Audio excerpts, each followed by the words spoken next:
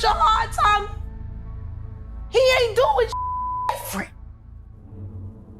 He lined up D. Haven, stole his life and identity. He lined up Big L, stole his life and identity. He lined up Dame Dash, stole his life, identity, and took his love. You know, what is it with all the man-on-man action that I'm learning about? I mean, like with the puffy parties, like the last thing I ever thought that went on there was gay stuff. Not that gay stuff was wrong, it's wonderful. I just did not think that's what Puffy was doing. Yeah, well, I didn't think it either. And even when my assistant said that stuff, I still was like joking it off. And it wasn't until later on that I heard other things from people that worked from him. Yeah, I have an island. This is just for inspirational motivation and uses only. You know what I'm saying? You don't know a lot of black men that come from the hood that got an island. I got an island, it's called Love Island. So when I took you to Love Island, and then you realize that, you know, the plane landed and then we had to float to another island. What was going through your head when we were going there? I was like, I'm gonna go to war by man. What was your favorite time that I took you off the grid? When you going off the grid with me, you gotta go to sleep for a week. Yeah, because it's definitely giving us sleep. The world has been watching as Sean Diddy Combs stands trial on serious federal charges. But behind the courtroom drama, there's a darker and more twisted tale unfolding. A tale that includes Jay-Z, Terrence Howard, Jaguar Wright, and a woman named Allie Carter. In recent weeks, shocking claims have surfaced. Jaguar Wright, a known industry whistleblower, and Oscar-nominated actor Terrence Howard have both broken their silence. They're now pointing fingers at names many once idolized, and they're not holding back. According to them, the truth goes far beyond Diddy and stretches straight to Jay-Z, and that's the part that's shaking people the most. Jay-Z has always been seen as untouchable, the businessman, the mogul, the quiet mastermind. But now, he's being painted in a very different light. If what Jaguar and Terrence are saying is even partly true, then the real story behind hip-hop's elite might be darker than we ever imagined. Let's catch up on the chaos surrounding Sean Diddy Combs. Once praised as a music mogul and tastemaker, Diddy now finds himself at the center of one of the biggest federal trials in hip-hop history. The charges? He's accused of running a criminal operation stretching back to 2004, including racketeering, coercion, and disturbing acts that prosecutors say were part of a long-running system of exploitation. And this wasn't just a secret operation hidden in the shadows. Prosecutors say Diddy used his fame and wealth to protect this system. These weren't isolated events. The court is describing something calculated, built into the foundation of his empire. As the trafficking and racketeering case against Sean Diddy Combs wraps up its third week, prosecutors are working to prove he wasn't just a music mogul, but the mastermind of a criminal enterprise. In new explosive witness testimony, from kidnapping claims to allegations of witness intimidation, may have proved just that. This is Sean Combs. To the public, he was Puff Daddy, or Diddy, a cultural icon, a businessman larger than life. But there was another side to him, a side that ran a criminal enterprise. During this trial, you're going to hear about 20 years of the defendant's crimes. But he didn't do it alone. He had an inner circle of bodyguards and high-ranking employees who helped him commit crimes and helped him cover them up. Kidnapping, arson, drugs, sex crimes, bribery, and obstruction. These are just some of the crimes that the defendant and his inner circle committed again and again. You are going to hear about all of them during this trial. Let's start now with just one night. The defendant was on the hunt for his girlfriend, a woman named Cassie. For years, the defendant physically used Cassie. He also exploited her, forcing her to have escorts while he watched and recorded it. But that night, the defendant learned he had lost control of Cassie. He found out Cassie was seeing another man. Furious, he set out to find Cassie and that other man, but he couldn't do it by himself. So he took his gun and he took his bodyguard, one of his most loyal lieutenants, to wake up one of the defendant's employees in the middle of the night. The defendant yelled that he was going to kill the man Cassie was with. He demanded that his employee take him to that man's home. The defendant forced the employee out of her apartment and into an SUV. They drove to the house. The defendant and his bodyguard broke in, but no one was there. The defendant did give up. He kept looking for Cassie. When he finally found her, he did what he had done countless times before. He beat her brutally, kicking her in the back and flinging her around like a rag doll. All of that violence wasn't enough, though. The defendant had to make sure he had control over Cassie once again, so he threatened her. The defendant told Cassie that if she defied him again, he would publicly release the videos of her having sex with male escorts that he kept as blackmail. Souvenirs of the most humiliating nights of her life. Did you ever have the opportunity where you got invited and you said no to it? Hell yeah. What was the consequences when you said no? Puffy invited me for weeks, asking me to come and teach him how to, wanted me to be his acting coach for a while. Go there and he's sitting around just looking. I'm like, okay, what's the material you want to work on? He's just looking at me. Then next thing you know, okay, hey, will you help me? I want to hear your music. So I come over there and I play the music. And he's sitting there just looking at me, like waiting. Okay. So then my assistant was like, he wants to hang out with you next week. And I was like, for what? He's like, I think he's trying to. That's what my assistant said. And I was like, oh. In court filings, officials describe so-called freak-offs, private parties where disturbing behavior reportedly took place. These events were allegedly filmed, with guests either unaware or pressured into compliance.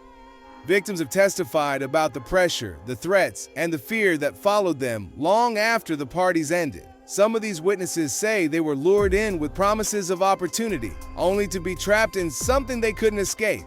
And what's worse, these events were sometimes documented, filmed without consent, used as leverage, used as control. But this isn't just about wild parties or power. Prosecutors say Diddy used bribes, blackmail, and even threats to silence witnesses and keep his empire intact. One incident that shocked the public involved a leaked hotel surveillance video. Diddy was seen attacking Cassie Ventura, his former partner, in 2016. That footage, long buried, was allegedly paid for and hidden until it resurfaced years later. Did you hear a knock at the door? Yes. What did you do in response? I opened it. Who did you see outside the apartment door? Puff.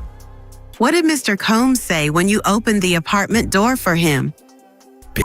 And I tell you to answer the phone. Who did you understand he was speaking to when he said, didn't I tell you to answer the phone? Cassie.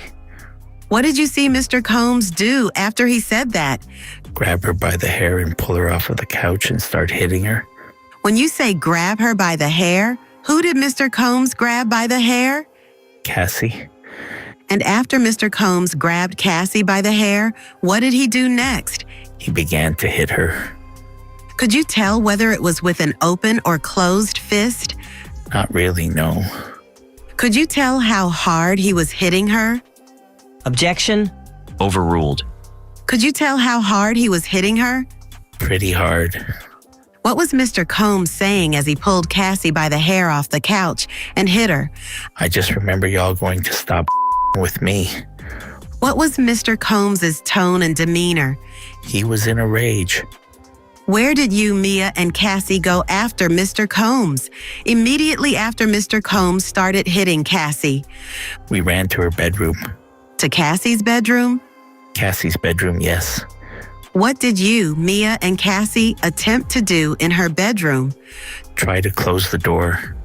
What happened when you, Mia, and Cassie tried to close the bedroom door? Puff pushed it open. After Mr. Combs pushed the bedroom door open, what did you see him do next? He continued to attack Cassie. And how was he attacking Cassie? With his fists and kicking her.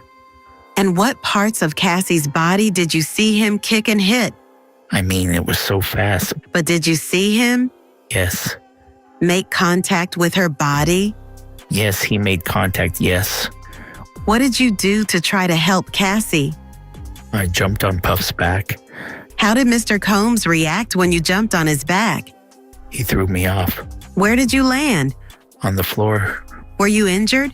I was a little sore. What did Mia do to try to help Cassie? jump on his back as well. When you say his back, whose back? Puff. How did Mr. Combs react when Mia jumped on Mr. Combs' back? She was thrown off as well. What did Mr. Combs do after throwing you and Mia off of his back? Continued to hit Cassie until her head hit the edge of the bed frame. What did you see happen after Cassie's head hit the edge of the bed frame? He still continued to hit her for, a short time. And when he noticed the blood, he just panicked. So what blood did you see after Cassie's head hit the bed frame? Blood coming from her head. How much blood did you see coming from Cassie's head? A lot. That clip changed everything. It confirmed what many had suspected but couldn't prove, that there was a lot more happening behind closed doors. But this trial is just the beginning, because with every new revelation, more names keep coming up. Enter Jay-Z, known as one of the most powerful businessmen in entertainment. Jay-Z has long kept his name clean. He's built an image of prestige, silence, and strategic control. But recently, his name was added to a disturbing lawsuit. A woman known as Jane Doe claimed that over 2 decades ago, both Diddy and Jay-Z were present at an after-party where she experienced something traumatic. Though Jay-Z has denied the allegations, the timing of the suit, along with his deep ties to Diddy, has made people ask some hard questions. I want you to think about this. Allegedly, Sean Carter is responsible for enacting Hype Williams to put Aaliyah on a faulty plane to move her out the way as punishment for rejecting him, and so he could level up Beyonce, who was struggling. Let's just say allegedly that happened. Now I want you to think about 106th and Park with Mary J. Blige. Free, who is a victim of Sean Carter. Yeah. Mary J. Blige, who is a victim of Sean Combs, are sitting there talking about the death of Aaliyah amongst each other. Think about that. You got a Diddy victim, you got a Jay-Z victim, and you got a superstar gone. They know what happened. And yet, they had to sit there and have that conversation like they didn't know who did it. Think of the power of that moment. Think about Claudia Jordan right now. Claudia Jordan don't ever mention my mother name. She mentioned it yesterday. Talking about why people are afraid to come forward. You mean like you? You was Diddy girl. Corey was Jay-Z girl. Why don't you claim your friend? Claudia.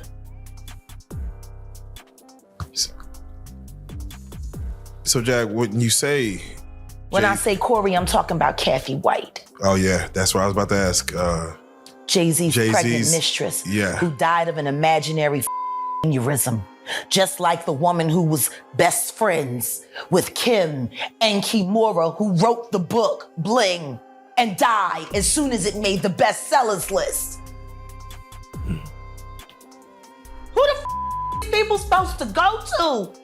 How deep was Jay-Z's involvement? Was he just in the same room, or was he part of the same system? The lawsuit doesn't give us every detail, but it was enough to drag his name into the courtroom storm now surrounding Diddy, and no one's asking those questions louder than Jaguar Wright.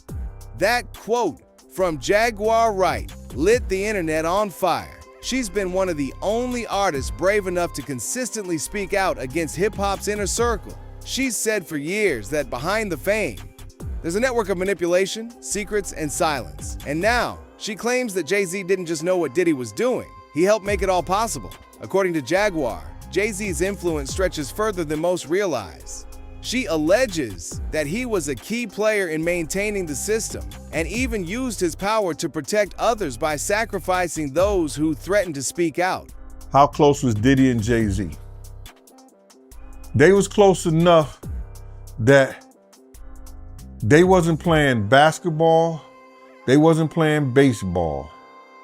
They wasn't playing football and they wasn't playing hockey or soccer for Diddy to come on stage, pat him on his ass, and then make the statement to people in the world that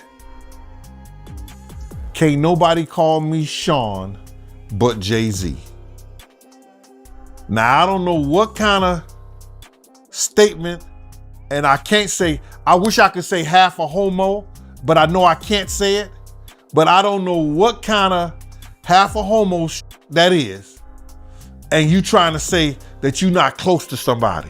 You coming on stage, patting them on their ass, and then you making a broad statement to the public, can't nobody call me Sean but Sean Carter.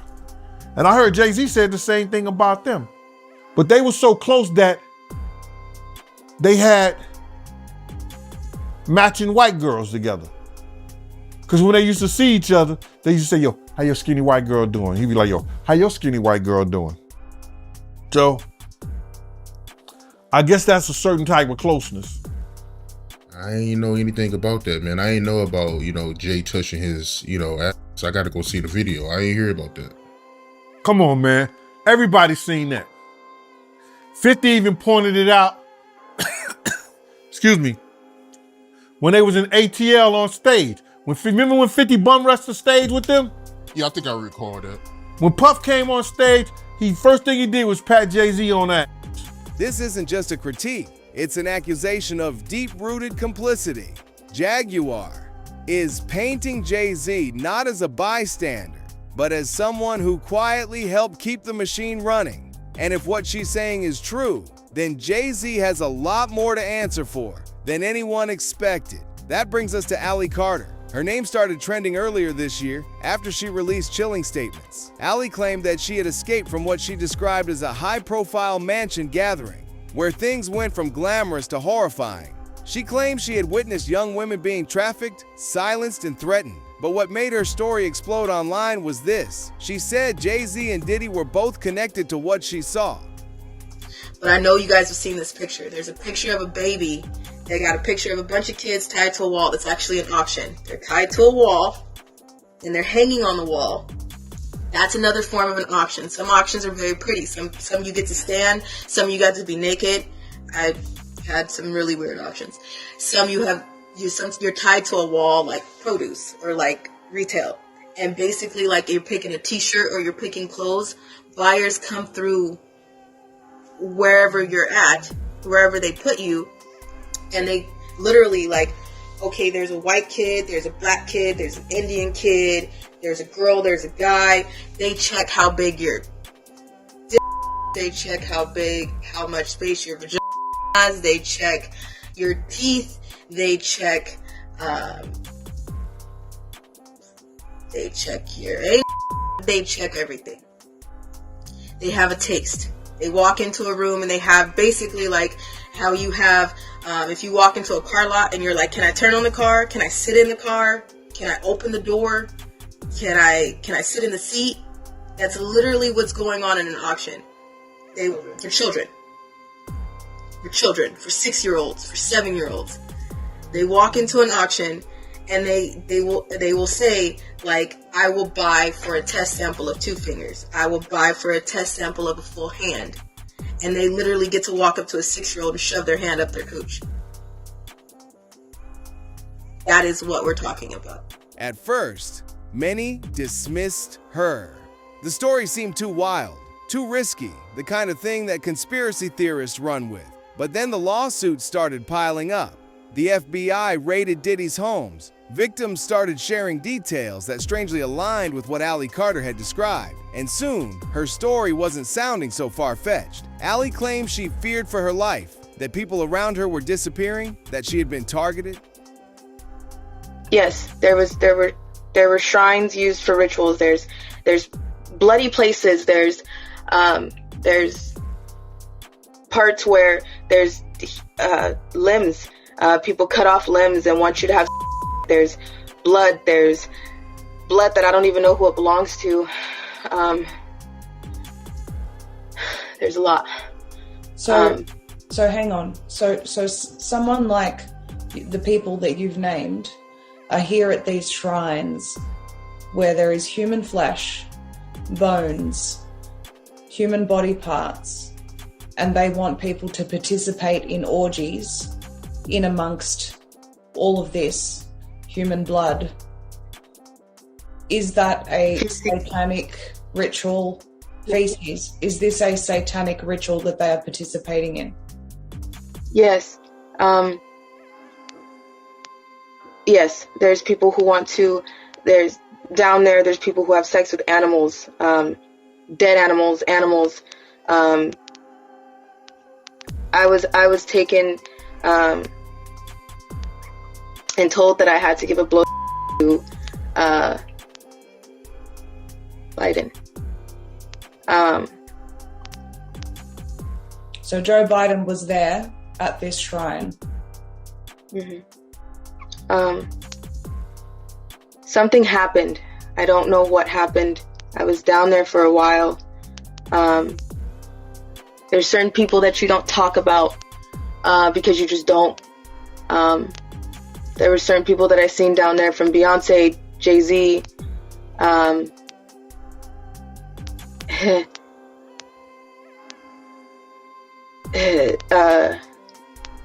You don't tell on P. Diddy, but P. Diddy.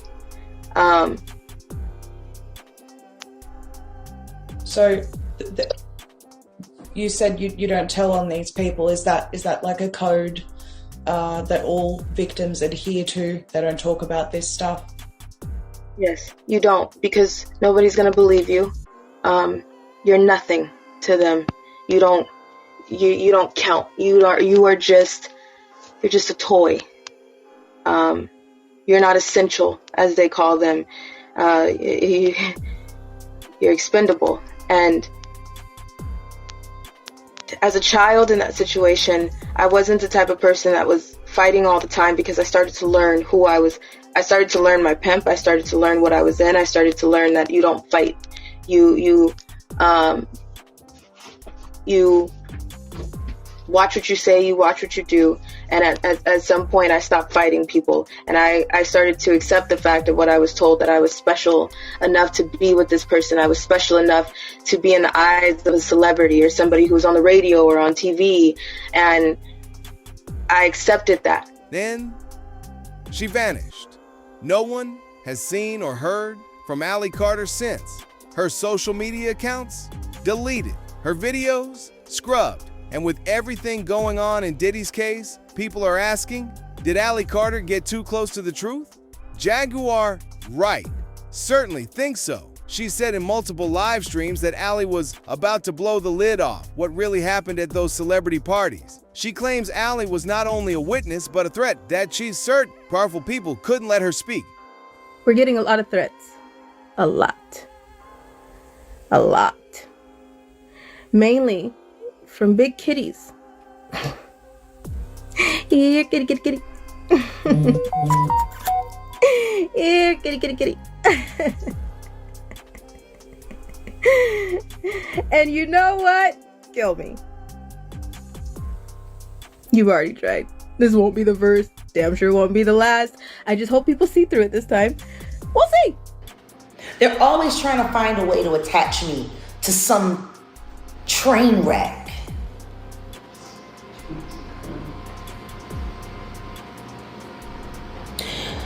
You know, now this Allie Carter kitty business, it's weird,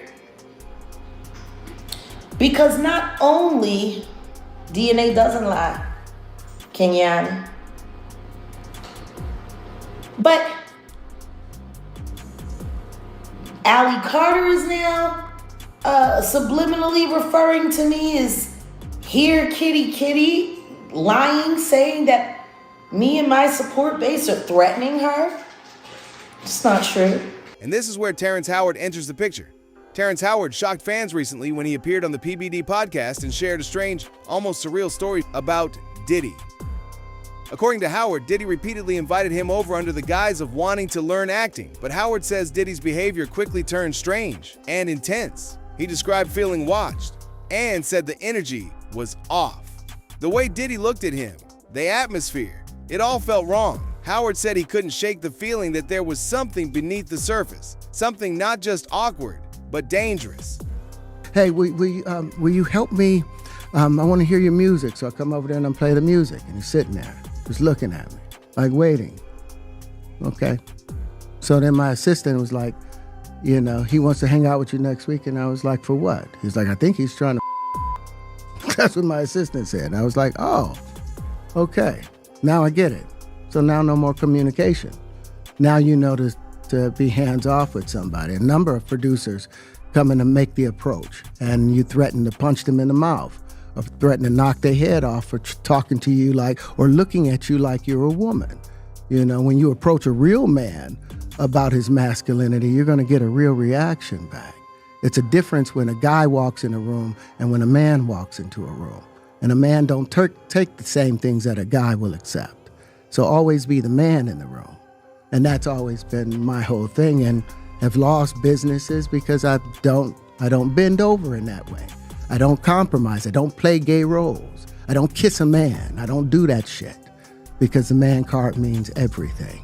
And while Terrence stopped short of saying too much, his message was clear. Something wasn't right, and it wasn't just about acting. Howard's courage to speak out cracked the door open even more. People started connecting his story with Jaguar's claims, with Ali Carter's disappearance, and with Jay-Z's quiet distance during the trial. Why? Some ask. Hasn't Jay-Z publicly condemned Diddy? Why hasn't he addressed Ali Carter or distanced himself from the lawsuit? Could it be because he's more involved than people think? Hip-hop mogul Jay-Z facing allegation. Sean Carter, his real name, is doubling down against his accuser, saying she's looking for money and fame, releasing a new statement overnight, calling for the claims to be actually dismissed. What are you watching for in this case? Well, Sean Carter, Jay-Z has good reason to ask for this case to be dismissed. The accuser came out and did an interview. Now, we didn't get to see her face. We didn't get to learn her name. But in the interview, she gave some statements that were inconsistent with the statements or the accusations, I should say, that are made in her lawsuit. And it does raise serious questions about the credibility of this accuser. One of the things that stood out to me, Phil, was her father. Her father was also contacted by the news media because in her interview, she says her dad picked her up from Sean Diddy Combs' home after she said that occurred after she said Jay-Z and Sean Combs. Her dad said he had no recollection of this incident. And clearly a dad, as he said, would remember something this serious, this egregious. So I think there are some serious questions that need to be answered. And the way you get those questions answered when you are a defendant in a lawsuit is by filing the kind of motion that I anticipate we'll see filed by Jay-Z's law firm, because there are questions about the credibility of this accuser. Fair enough. So let's go over to Sean Diddy Combs. He's facing some new from 3 more men. According to new civil lawsuits, the men say Diddy 2019 and 2022, so these are more recent claims. Diddy's attorney says the allegations are false. The men's attorney says he was contacted by more than 60 people, but only chose to file these 3 cases so far because he vetted them. I'm wondering if you think we could see more lawsuits of this kind. Well, absolutely. We know a Houston attorney has said he plans to file over 100 lawsuits against Sean Diddy Combs. He says hundreds of people have come to his office, have contacted his office about sexual assault allegations involving Sean Combs. One thing I think is important, Phil, many of these claims happened 10, 15, 20 years ago, like the case of Jay-Z. And we know, statistically, women in particular don't typically lie about being or assaulted. So I don't want to suggest that the accuser in Jay-Z's case is lying about her claim, but these claims can be very difficult, particularly when they happened so many years ago. Memories fade. Information about the claims becomes difficult to ascertain. But in the case of these 3 men that have just filed civil complaints against Sean Combs, these are allegations that are between 2019 and 2022. So they are more recent claims. And they have, again, some very specific allegations in their complaints. Obviously, this may lead to further criminal investigation by prosecutors. And we could see, if these claims are valid or prosecutors believe they are valid, we could see superseding indictments filed against Sean Combs based on these 3 allegations. But again, at this point, there are allegations. Nothing's been proven in a court of law, but they are very serious and could lead to additional felony charges. Jay-Z and Diddy have been industry allies for decades. They've partied together, worked together, and even appeared in lawsuits together. In fact, some insiders believe Jay-Z's massive success wasn't just built on talent, but on strategic silence. While Diddy took the public fall, Jay-Z was protected behind closed doors. Remember, Jaguar Wright said, "It's not just what they did, it's how they covered it up." And that's the key here. If Jaguar's right, and if Ally Carter's claims hold water, then Jay-Z might not just be a bystander. He might have helped keep the system running smoothly, making sure those who posed a threat were removed, silenced, or sacrificed. Well, because the Me Too movement was a ruse. It was a setup. It was a scam. I'm saying that now, publicly. Dream Hampton spearheaded the Surviving R. Kelly campaign, which fueled the Me Too campaign. And that was all funded by Sean Carter to make sure that Robert Kelly went to jail. Get his lick back. Why is nobody understanding that Dream Hampton was being financed and ran by Sean Carter? They were able to go and get all of these witnesses because he was there with Robert Kelly. How does Jay-Z sit down with Gayle King and she not ask him one question about the intersection between him and Aaliyah and Robert Kelly? This is insane that people keep refusing to see what's right there. If the Me Too movement were real, why aren't they speaking now? They've also been very quiet in this time of the diddler's downfall. Jaguar, Guess they're on vacation. If this goes to court, Jaguar, do you think that the world is going to be shocked by what comes out? Oh, absolutely. I just don't know why they are. It's been happening in front of everyone's faces for decades. For decades. How many victims? What's the difference between me and Judy Garland? Social media. How many victims? There was none for her. How many victims potentially do you think there could be? Thousands. Thousands. I've talked to hundreds that I deal with still myself. I have 3 victims right now who are willing to give testimony about not only what Mr. Carter has done to them, but his wife as well. They're a nasty little couple. They do nasty things. What do you think happened with Kim Porter? Keeping people against their will. Putting people on planes while they're unconscious, just like Aaliyah got on that plane. Unconscious. There's a lot of things that people don't want to talk about, Pierce. Listen, like I said, Jay-Z and Beyonce are not here, unfortunately, to respond to that. I know. I'm just being honest with you. You're perfectly entitled to your views, obviously. Kim Porter, a new book claims that Diddy may have been involved in her early death. What do you think of that? I think people should really look into that more. I am friends with Albie Shore. I love him. I love his children. I knew Kim. We used to all hang out together at the Kit Kat Club back in the mid-90s when Diddy was first starting his reign. I watched that whole thing happen. And everything that Albert has been through, every attempt on his life that has been ignored by the authorities, it all leads back to Diddy. And everyone knows it.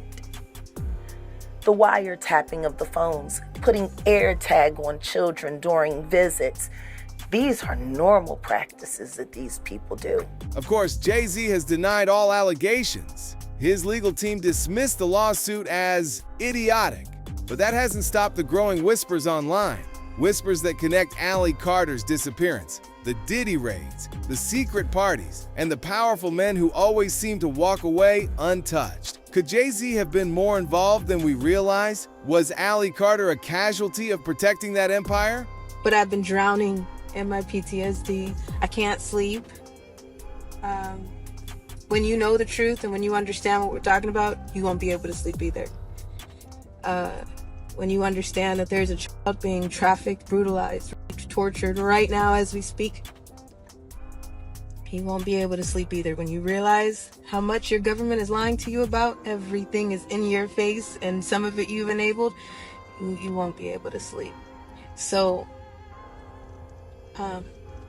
my nightmares and my flashbacks have been kicking my ass. I am going to be so blunt about that.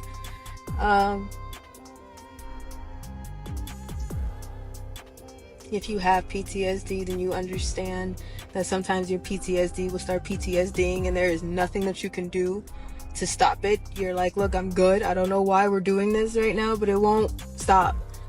My skin is crawling. And I'm going to be posting a video. I'm trying to post it tonight in order for y'all to catch it, because I think it's going to get blocked the second that it goes up. Maybe, I don't know. So I was going to try to post it tonight. If it's not posted tonight, it'll be posted in the morning. There are evidence drops that I've posted before, but some of you have not seen it and some of you didn't know what you were looking at. I'm a survivor of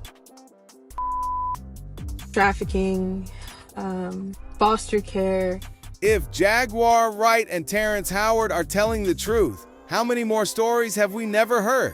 The Diddy trial continues. More witnesses are expected to come forward. And if the prosecution pushes further into Diddy's connections, Jay-Z's name could come up again. Some even believe he'll be called to testify. For now, one thing is clear. The walls are closing in, and those who once stood untouchable in the industry are starting to sweat. Jaguar Wright says, "This is just the beginning. That justice is finally catching up, that the voices once ignored, like Allie Carter's, will echo louder than ever. The only question now is, who's next?" Let us know what you think in the comments below. If you like this video, hit that subscribe button so that you never miss out on any new videos. And until then, fam, keep it real.